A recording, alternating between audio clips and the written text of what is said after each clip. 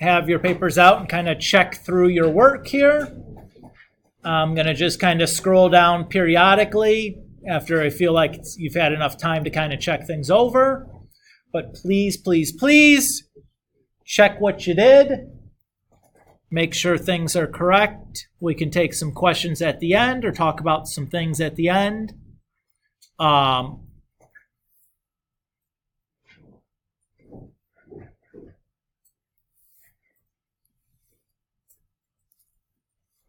So you can see the numbers and then the graph. If the graph's hard to read, really, you should have just a picture, like a, it should look similar. You don't need it. Doesn't need to check it exactly, but it should be pretty similar, right? Oops. Dude, how long will we be on one?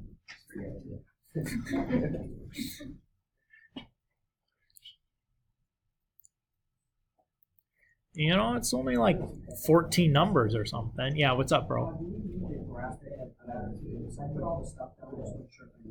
You should have a picture at the end also. Yeah. So if you looked at the directions, the third bullet point says, yeah. So it says to plot and draw the graph on a separate sheet of paper. I did mine real small on the same sheet so I could project it easier. But, all right, Matthias. We're moving now. All right. So here's 2 and 3.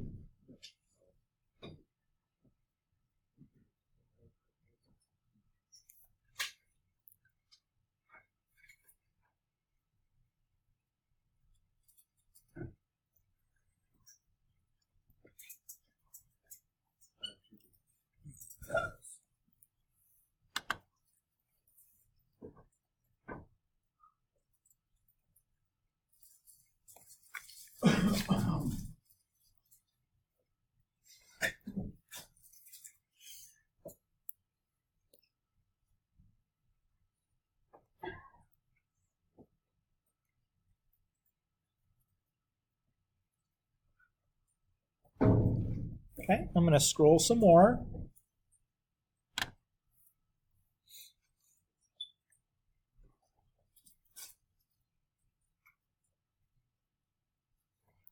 So here's 4, 5, or 4 and 5. I guess we can't see the graph for 5 quite yet.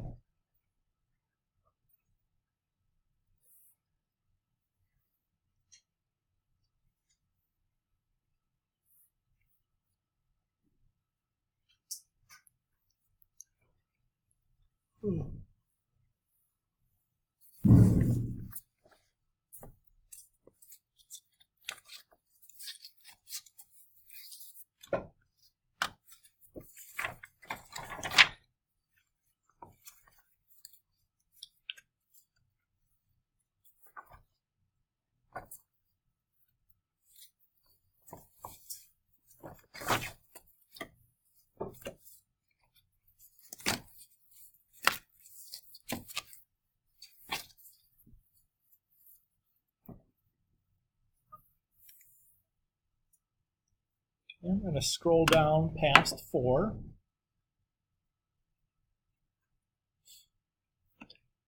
So there's the rest of the graph for 5, and then the table for 6. Give you guys a few minutes here, and then we'll scroll down so you can see the graph for 6. Okay?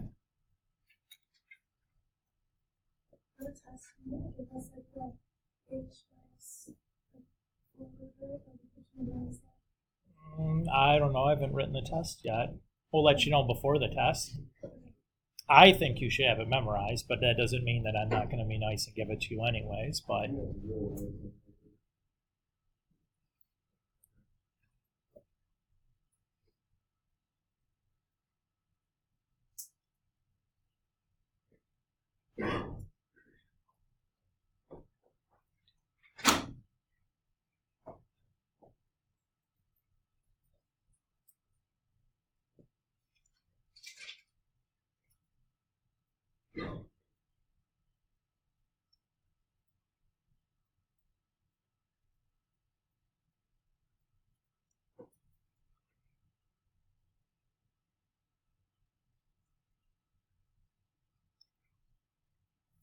Okay, I'm going to scroll down the last little bit so we can see the graph for 6.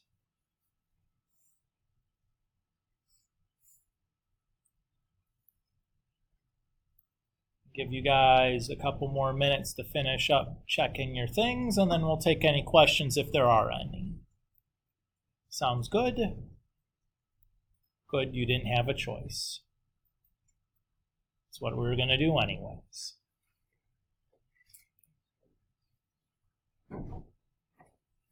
But I just want to stare at this sheet all day. Too bad, we're not going to do that.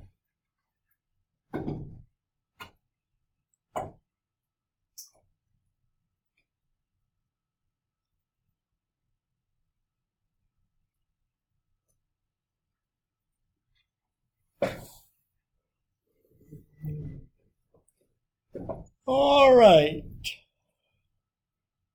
Questions from this sheet.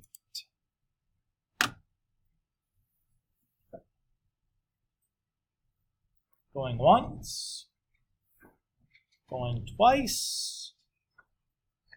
Sold. This should have been fairly straightforward. All you really needed was the table of formulas to figure out how to choose your points, and everything should have gone pretty well after that, right?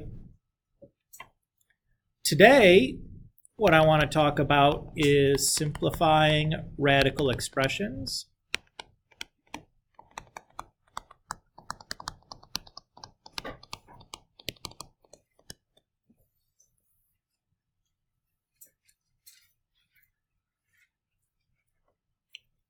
We're going to start by introducing two properties for radicals. The first one is called the product property for radicals.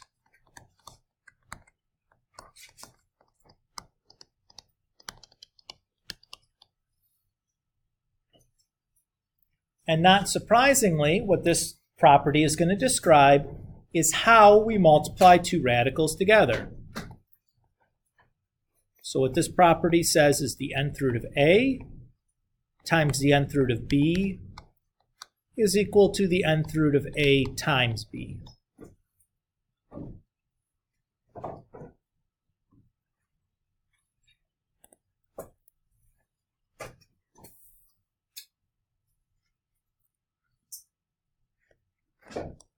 So what this property allows you to do is if you have something like the cube root of 3 times the cube root of 7, that becomes the cube root of 3 times 7, or rather, just the cube root of 21.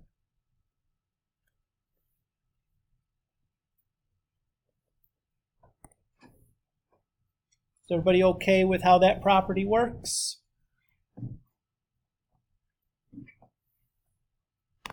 What's the important key to using this property? That these radicals must have the same index. So I can multiply two cube roots together using this property. I cannot multiply a square root with a cube root together using this property. We will talk later in this chapter how to do that sort of arithmetic, but not right now, and not with this property. Okay? So you must have two of the same kind of radical in order to multiply them together. Okie dokie.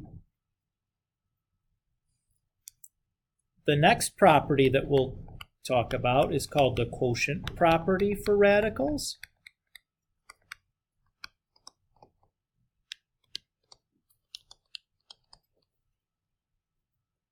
And what this one says is the nth root of a divided by the nth root of b is the same as the nth root of a divided by b.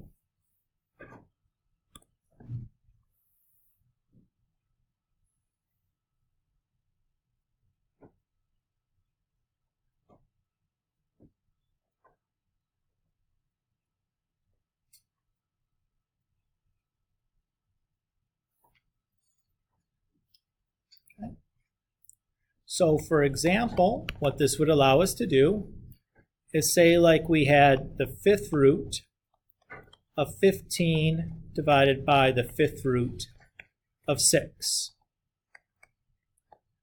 I can rewrite that as the fifth root of 15 over 6. And then notice 15 over 6, that fraction reduces. Notice that both 15 and 6 are divisible by 3.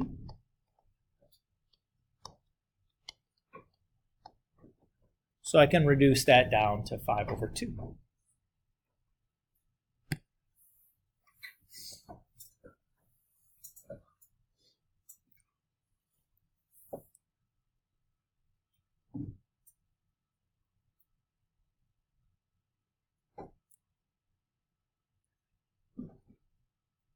Everybody so far so good?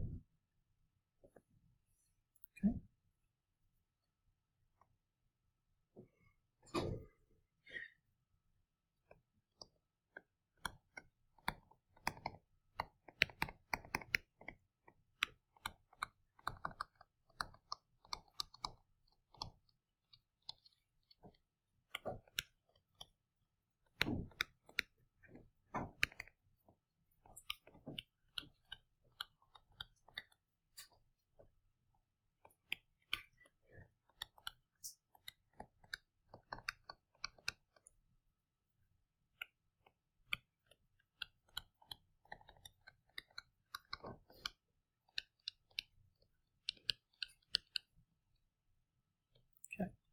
So the goal for this class, or for this lesson, is to be talking about how to simplify a radical expression. So what I want to do here is just describe to you what a simplified radical expression would look like. So that expression should have just one radical in it. Any radicals in that expression should be reduced. And if there's a fraction, there should be no radical in the denominator of that fraction.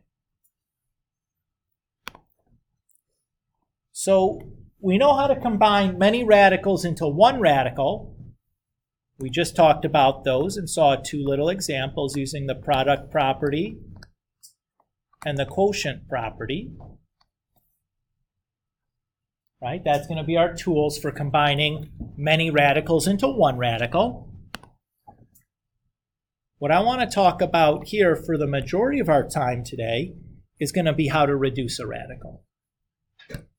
And the way I want to describe this process to you is with an analogy. Okay?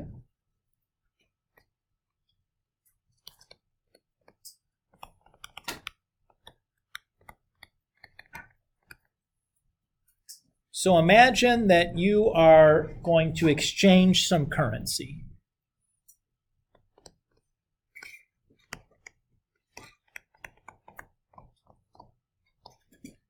Let's say we have 9 quarters, and we go to the bank, and we trade these 9 quarters in for some larger denominations.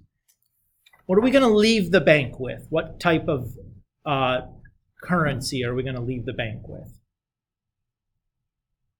$. Okay, specific though. $4. No. Okay. $2. Okay. So we're going to have 2 $1 bills. And then 1 quarter. Everybody agree with that? How did you know that? Because 4 quarters equals $1. Okay. 4 quarters equals $1. This is what we call an exchange rate.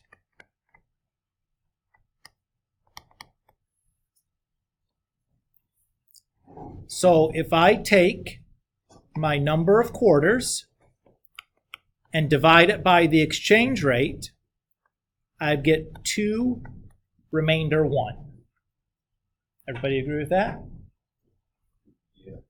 The 2 tells us the number of dollar bills, and the 1 told us the quarters that are left over. Everybody agree with that? Okay.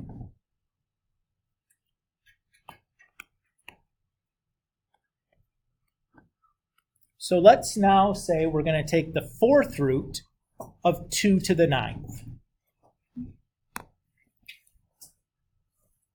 So the exchange rate in this problem is the index for our radical.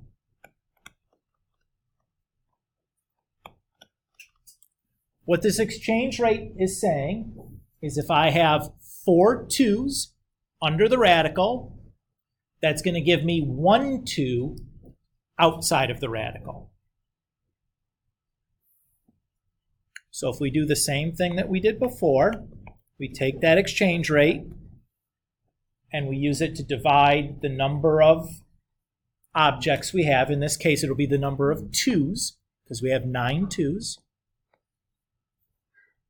We get 2 remainder 1. Everybody agree with that? Okay. So how many 2's are we going to get outside of our radical? 2 of them. So this 2 comes there. This 2 is still this 2. Okay? And then how many 2's are going to be left underneath the radical?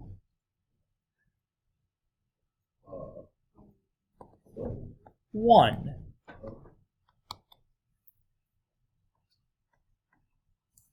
Okay. Do we see how this is still the same problem as our turning quarters into dollar bills problem? Yeah. So the reason I like to try to draw this analogy is we'd like to turn this problem into something that we can do in our head without having to write down a lot of symbols and show a lot of work. Hopefully, by the end of today, some of these more simple problems can be mental math kind of problems. That's what we're looking to build towards. So let's do several more examples to make sure we have the hang of it, okay?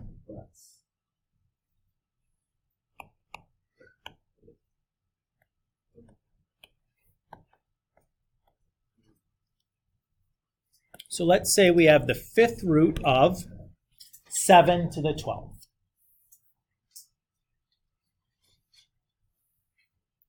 Okay.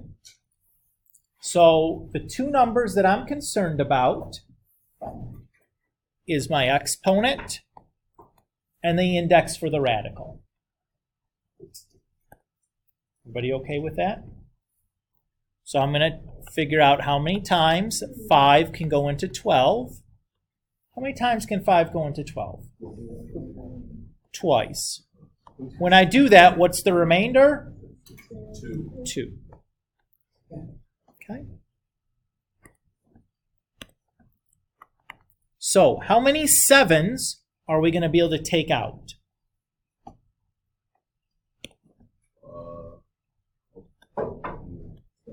2 of them.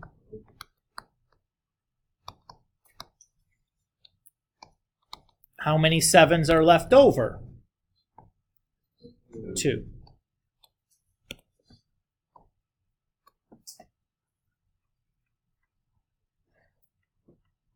Okay. Let's do another. Yes? Yes. How did you get 10 off?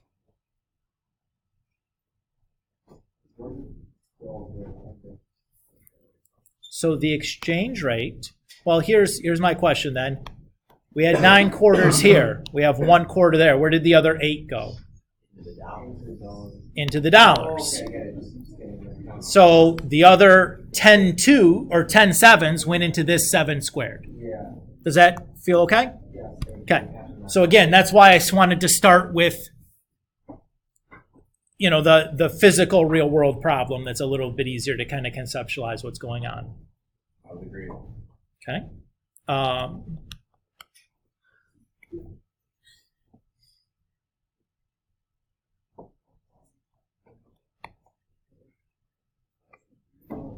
Actually, let's do that. Okay. What 2 numbers do I care about? The exponent and the index. So I'm going to take the exponent and divide it by the index. How many times does 4 go into 21? 5. And what's the remainder? 1. Okay. So what can I write here? 3 to the 5th, 4th root of 3 to the 1st. So again, this 5 tells me the number on the outside.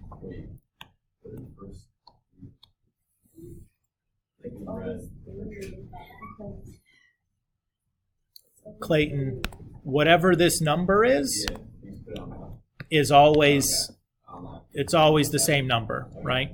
So instead of having like quarters and dollar bills, we have 3's under the radical and 3's outside of the radical. So the outside of the radical is like the dollar bill. The under the radical is like the quarter. Okay.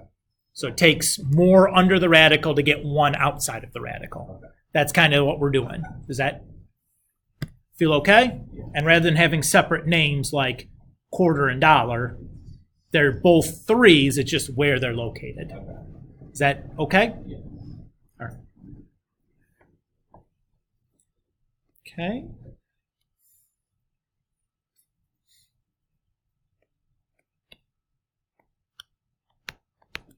What if we have this?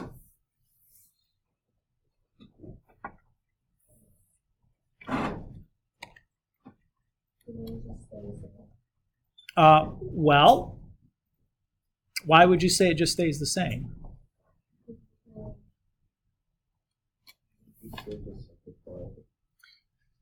So when you say we just need to simplify it, what do you mean by that, Zach?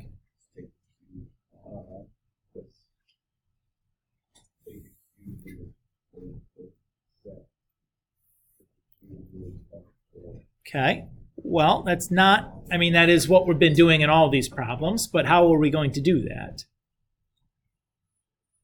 Oh, you got it. Is there a different way we could write 24? Yeah. 3 times 8, or no, you square root of 3. Whatever, So square root of 8. let's do a prime factorization then. So 24 breaks up into 3 and 8. Are either of these two numbers prime? 3. What do we mean by prime again? Good. The number is only divisible by 1 or itself. Is 8 prime? No. What does 8 break up into then? 2 and 4. Okay. Is 4 prime? Okay. What does that break into? 2 and 2. Is 2 prime? Yes. Okay. So we can rewrite this as 3 times 2 to the 3rd. And really, I'm going to write this as 3 to the 1st. Is that okay for you guys? We're good so far? Now this looks more like a problem we can handle, right? So this is still a little bit different because we have 2 numbers underneath the radical, right? So we can use the product property to separate them. Oops. Everybody okay there? So I just used that product property that we cited at the beginning of class. Okay. All right. So again, I'm going to look at the exponent and the index. So when I get 3 divided by 1, 1 divided by 3, what do I get? 0, remainder 1, right? So can I do anything? No. That one's going to stay the same. Okay. And if I take the other one, again, I'm going to look at the exponent and the index. 3 divided by 3 is 1, remainder 0. Everybody agree with that? Okay. So what am I going to write then?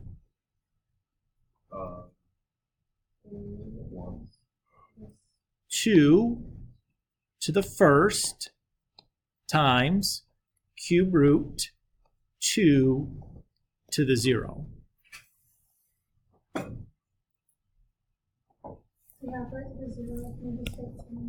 Well, 2 is different than 2 to the 0. 2 is 2 to the first. 2 to the 0 is definitely something different. And in general, anything other than 0 to the, or anything other than the number 0 raised to the 0 power is equal to what? Not 0. 1. So really what this turns into is 3, or cube root 3 times 2 times cube root 1. And what's any root of 1? It's the square root of 1. 1. What's the cube root of 1? What's any root of 1? 1. So do we really need to write that down? No. So really we could say this, and usually by convention we put the constant or the coefficient in the front and the radical part second.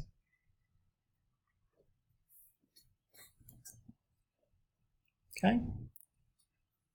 Now we could streamline this process a little bit more, but I wanted to write out like all of the steps here to kind of explain what's going on because we added a lot of new wrinkles into this example, right?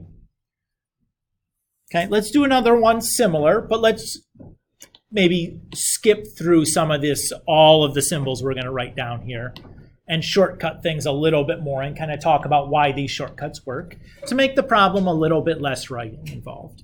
Okay?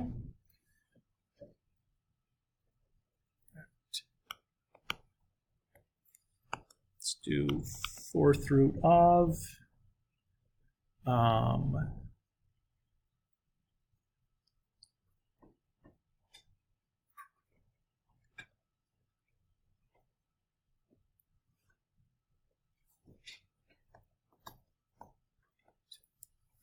okay.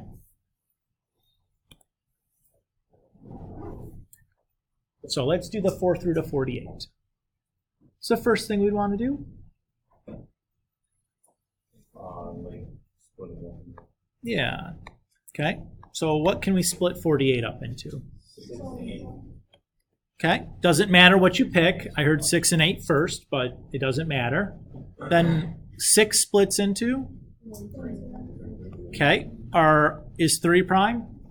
Is 2 prime? Okay. 8 we already did earlier, right? So we have 1, 3, and then 1, 2, 3, 4 2s.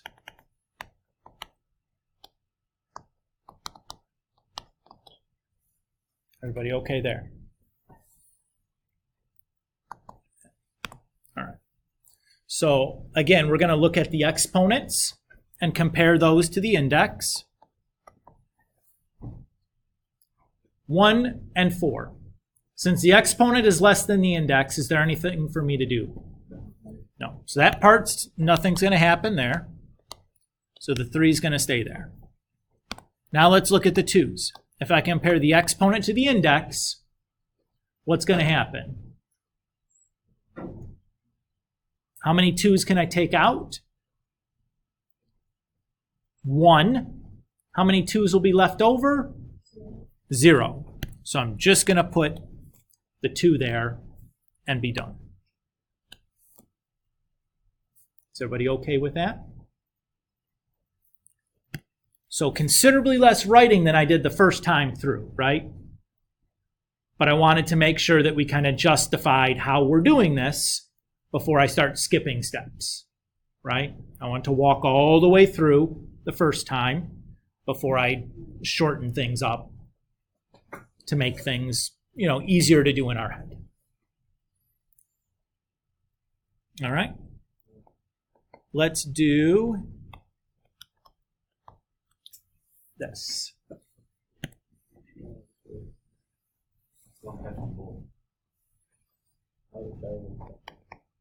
Oof. Hey, with your frame, your belly would hang over your belt, I think.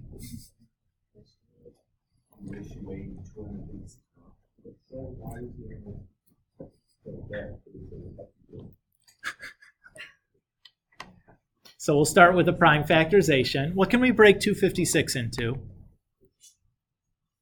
128.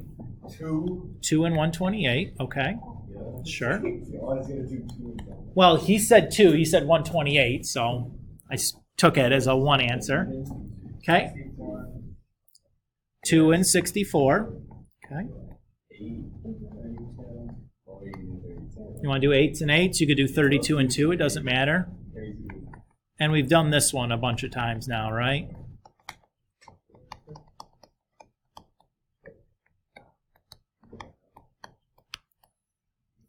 So we have how many 2s there? 8 of them. Okay. So how many times does 3 go into 8? 2. So how many 2s come out? 2. And how many 2s are left over? So I'd rewrite this then as just 4 cube root 4.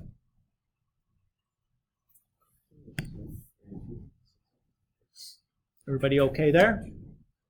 So 250, Ty, just for the record, 256 is 16 squared. Yep. You're kind of stumbling around with it, so I thought I'd let it go, see if you got there or not. But yeah, he was trying, for sure. Okay. So what we've been just talking about here is how to reduce a radical, right? We give you a single radical, and we want it to break it apart and get it as simple as we can. Pull as many things out as possible, right? Let's talk now about simplifying a radical expression. So I might have more than one radical involved here.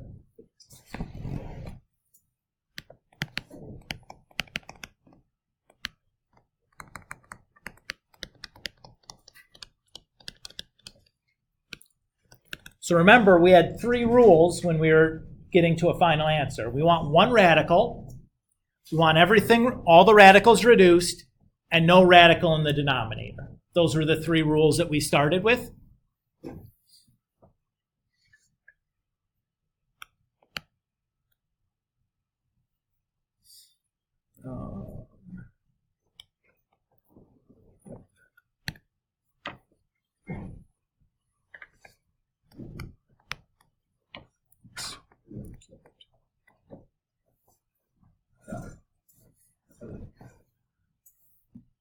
Okay. So let's say we have the cube root of 36 times the cube root of 30.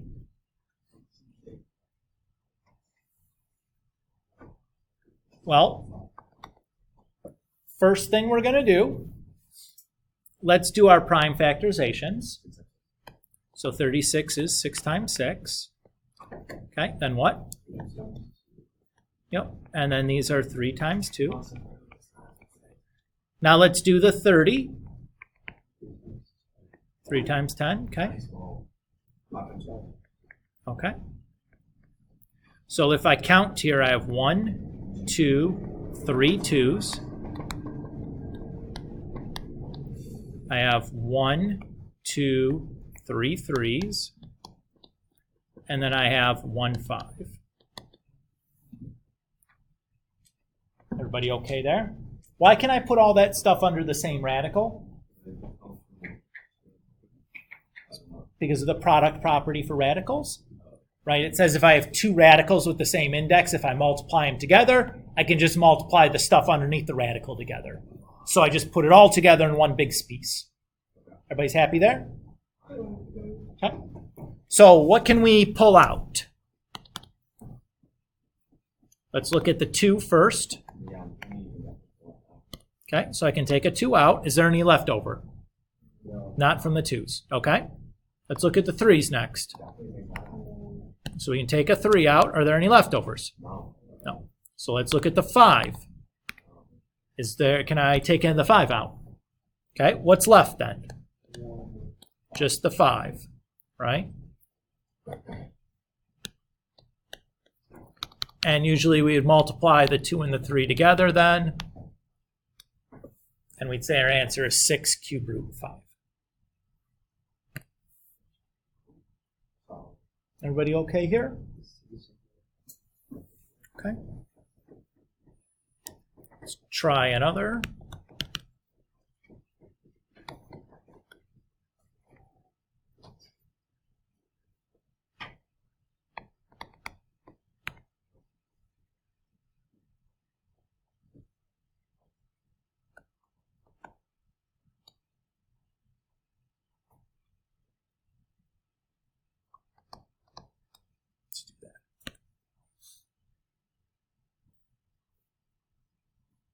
Time. Of course.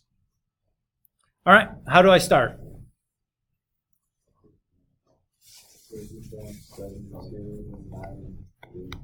Okay.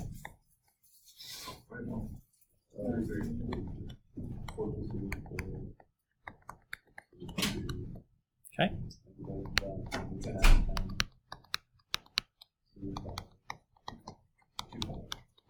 Okay.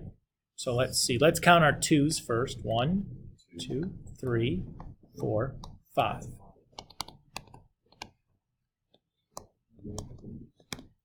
Okay. Then I have 1, 2, 3's, and 1, 2, 5's. Okay.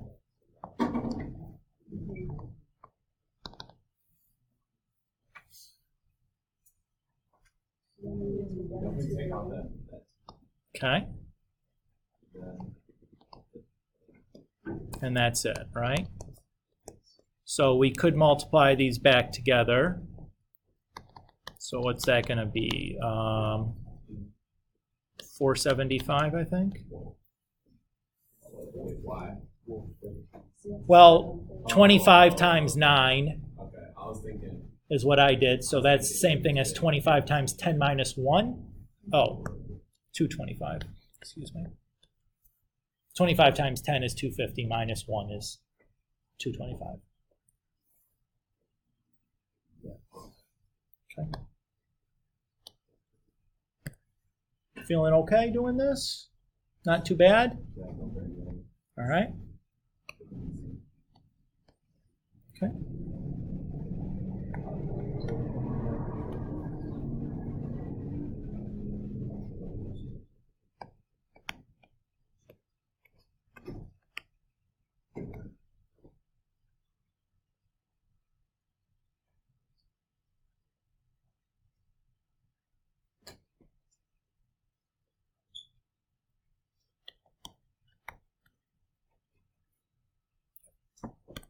Okay.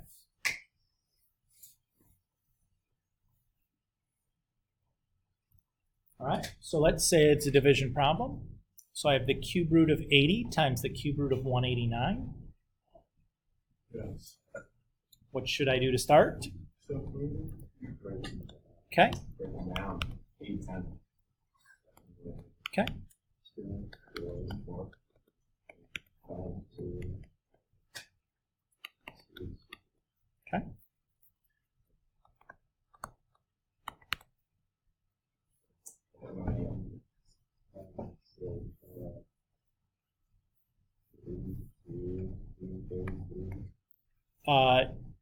Not 3 and 33, but 3 and yeah, 63. Do you know the trick for telling if a number is divisible by 3? Okay, so if you add up the digits for the number and that's divisible by 3, then the number is divisible by 3. So 189, 1 plus 8 plus 9 is 18. And since 18 is divisible by 3, I know 189 is going to be divisible by 3. It doesn't tell me what the other number is, but it tells me that 3 works. Okay. All right, 63. Can we break that up? Okay. Okay. And then 9 is 3.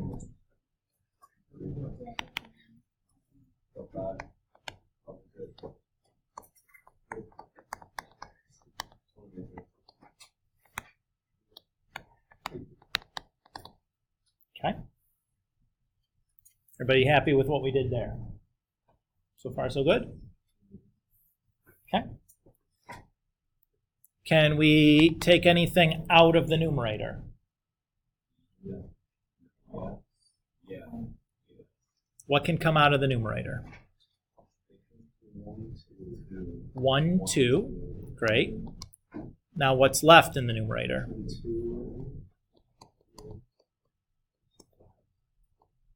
A 2 and a 5. 1, 2, and 1, 5. Everybody agree with that? Okay. What can come out of the denominator? A 3. What's left? Well, I could put 3 to the 0, but that's just 1, so I just put the 7 there. Of course. Okay.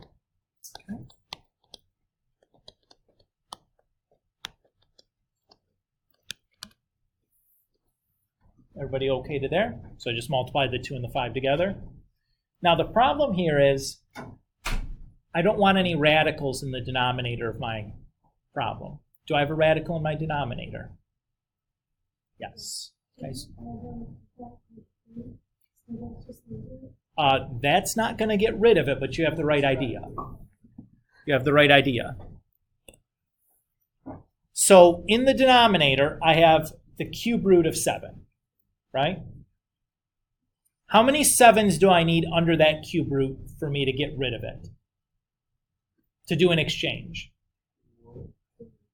I need 3 total 7s under the cube root to exchange that out and have no cube root left over, right?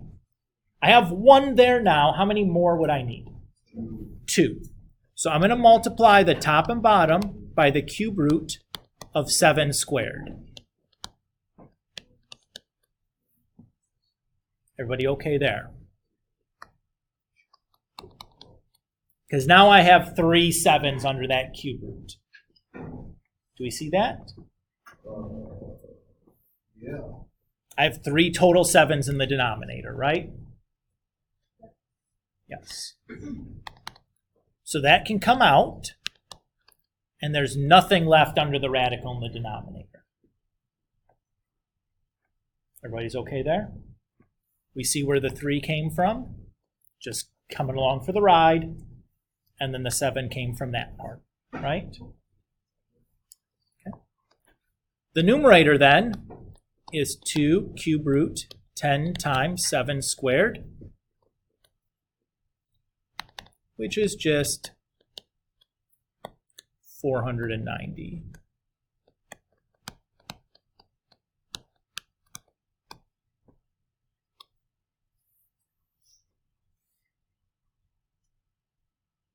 We okay there? Okay.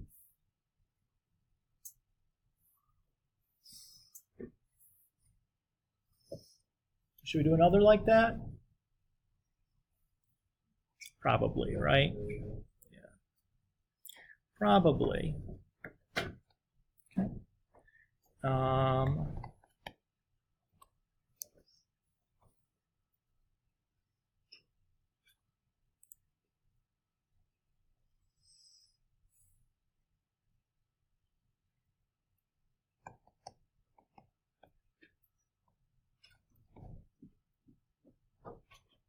Yes, sir. Of course.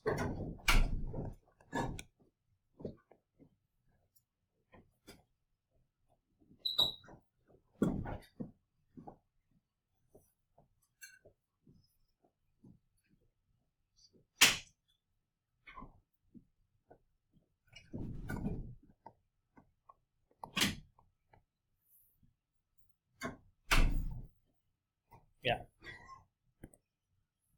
Actually, let's do that. Okay. So we have the square root of 160 divided by the square root of 567. First thing I should do is break the numbers down. Yep. Do the prime factorization. 160.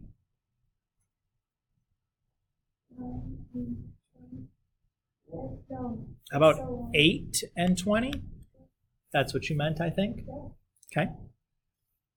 And then 8 we said was 2 and 4. We've done that a couple of times. How about 20? 5 and 4. And 4 we've done. So we have 1, 2, 3, 4, 5 2s, and a 5.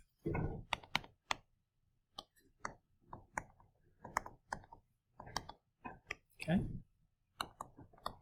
567. 3 and something. Great. What's that something going to be?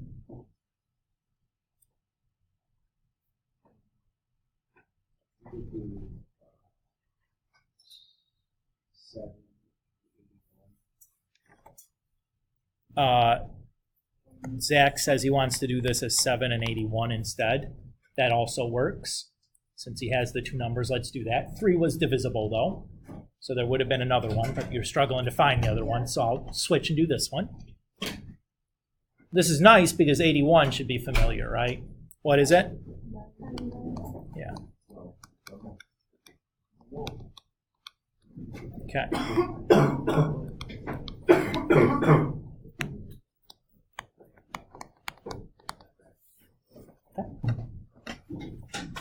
You feel good there? Yes. All right. Let's look at the numerator. What can come out?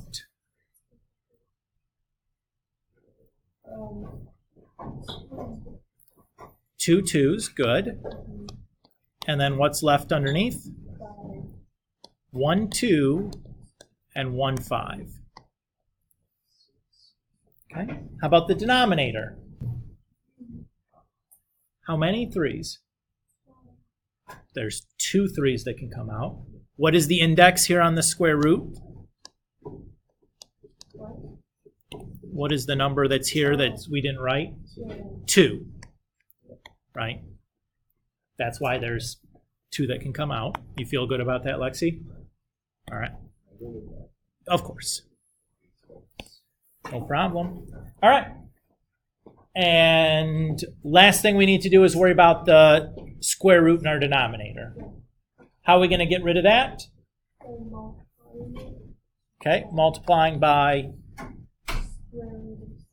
just, yeah, good. Square root of 7 over the square root of 7. Why did I need just 1 7? Because it only takes 2 7s to do an exchange, right?